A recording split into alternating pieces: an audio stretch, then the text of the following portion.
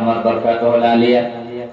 এখানে উপস্থিত আমার পরিচিত অপরিচিত হযরত বুজুর্গ উলামায়ে কেরাম, বিভিন্ন অঞ্চল থেকে আগত আমার পিতৃ সমতুল্য মুরব্বী বাবাজিরা, বিশেষ করে আজকে এখানে উপস্থিত এই অঞ্চলের উচ্চ শিক্ষিত কলিজার টুকরা আমার যুবক ভাইয়েরা, স্কুল মাদ্রাসার ছাত্রবৃন্দ, পর্দার আড়ালে বসে থাকা অতি আদরের স্নেহের মহাব্বতের সম্মানিতা পর্দানিশীন আমার মায়েরা এবং বোনেরা, আপনাদের সবাইকে জানাই আন্তরিক মোবারকবাদ, ধন্যবাদ, স্বাগতম, ওয়েলকাম, এবং সবাইকে জানাই অন্তরস্থল থেকে ইসলামিক গ্রিটিং ও স্যালুটেশন।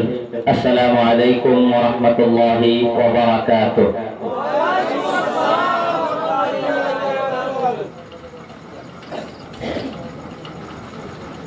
আপনারা কি ঘুমিয়ে গেছেন?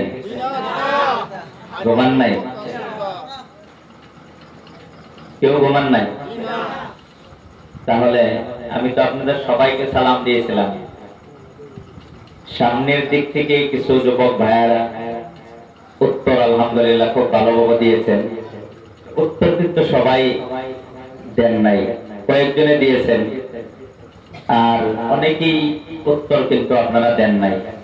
বলেন মেহমানে সালাম দিলে মেজবানে উত্তর দেয় না, সজাগ থাকলে না ঘুমিয়ে থাকলে? ডেফিনেটলি ঘুমিয়ে থাকলেই তো এরকম হয়। তবে আপনারা বলতেছেন আমরা ঘুমাই নাই, সজাগ, কিন্তু উত্তর পাইলাম না, যে এই জন্য আমার ডাউট হইল যে মনে হয় আপনারা ঘুমাই গেছেন, রাত তো অনেক হয়ে গেছে। কেউ ঘুমান নাই? সালাম দেওয়াটা সুন্নাহ, it's the beautiful Sunnah of prophet Muhammad সাল্লাল্লাহু আলাইহি সাল্লাম। দেখেন, সালামের মাধ্যমে শান্তি কায়েম করা হয়, শান্তির বার্তা স্প্রেড করা হয়, কনভে করা হয়। একজনে আরেকজনের শান্তি কামনা করে। আমি একজন মুসাফির, আমি আপনাদের শান্তির কামনা করলাম, আর আপনাদের উচিত যিনি আপনাদের শান্তির কামনা করে ওনার শান্তি আপনাদের পক্ষ থেকে কামনা করার দরকার আছে না নাই? আছে।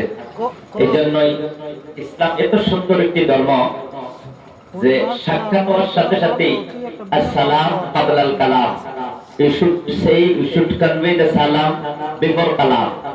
কথা বলার আগেই তুমি সালাম দাও, মানে যার সাথে কথা বলবা তার শান্তি না থাকলে তুমি কথা বলে আনন্দ পাইবা না, আগে তার শান্তির কামনা করো। উনি যখন স্যাটিসফাই হবে, শান্তি যখন ওনার থাকবে, তখন তুমি ওনার সাথে আলাপ করো, বন্ধুত্ব করো, তখন সব ভালো লাগবে। কথা বলেন ঠিক কিনা? ইসলামের প্রত্যেকটা জিনিস লজিকেবল, যুক্তিপূর্ণ। আর ইসলামের এই যে গ্রিটিংস, এই যে সম্ভাষণ, এই সালামটা, such kind of greeting and salutation you will never find in other religion. অন্য কোন মতবাদে এত সুন্দর সম্ভাষণ আপনি পাবেন না।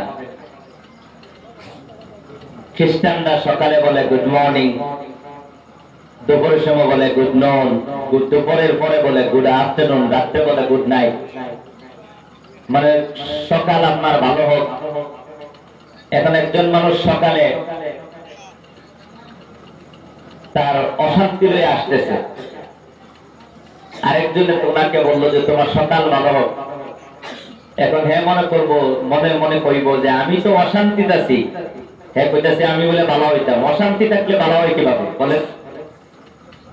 অশান্তি থাকলে ভালো হইবার কোন রাস্তা আছে? আগে অশান্তি দূর করলেই তো ভালো হইব। অশান্তি দূর করার মতো কোন কথা এসে বললো না, কই তোমার সকাল ভালো হোক। কিন্তু কোন মুসলমান কষ্ট অশান্তি লয়ে আসতেছে, আপনি তার দেখার সাথে সাথে যখন বললেন আসসালামু আলাইকুম ওয়া রাহমাতুল্লাহি ওয়া বারাকাতুহু, আল্লাহর শান্তি তোমার প্রতি অবতীর্ণ হোক, আল্লাহর রহমত অবতীর্ণ হোক, বরকত অবতীর্ণ হোক, তখন সে মনে মনে বলবে আমি তো এটাই তালাশ করতেছি, আমার তো শান্তিই লাগে, আমার তো বরকতই লাগে, আমার তো রহমতই লাগে। দেখছেন নি ইসলামের শিক্ষা আর অন্য শিক্ষা সমান না বেশ কম আছে? সাধারণ বেশ কম না সিরিয়াস বেশ কম? সিরিয়াস বেশ কম। Serious difference between Islam and other religion. এই হইল আমাদের পার্থক্য। গতিকে যার যে সম্ভাষণ আছে, কিন্তু আমরা একটা লজিক্যালি একটা কথা বললাম যে ইসলামে মানুষের শান্তি চায়। কথা বলেন ঠিক কিনা? এই জন্য সালাম দেওয়াটা যদিও সুন্নাহ, কিন্তু উত্তর দেওয়াটা ওয়াজিব। কারণ বলেন শান্তি একপক্ষীয় হয় না দুই পক্ষীয় হয়? আমি যদি শান্তির থাকি, আপনি যদি অশান্তির থাকেন, তাহলে বলেন এটা কি শান্তির সমাজ হবে না অশান্তির সমাজ হবে? হ্যাঁ, এখন আমি মেহমান, আমি আপনাদেরকে শান্তির কামনা করলাম। এখন আমি যদি অশান্তির থাকি তাহলে এটা আপনাদের ভালো লাগবে না। এই জন্য এই সালামের উত্তর দেওয়াটা ওয়াজিব, ম্যান্ডেটরি করে দিয়েছেন রাসূল। মানে তোমার দিতেই হবে, আকাল গুনাহগার হবা। ওয়াজিবাত ছেড়ে দিলে বান্দা জান্নাত লাভ করতে পারে না। চিন্তা করছেন? ওয়াজিব মানে ম্যান্ডেটরি। এই জন্যই ওয়াজিব ছেড়ে দিলে আমাদের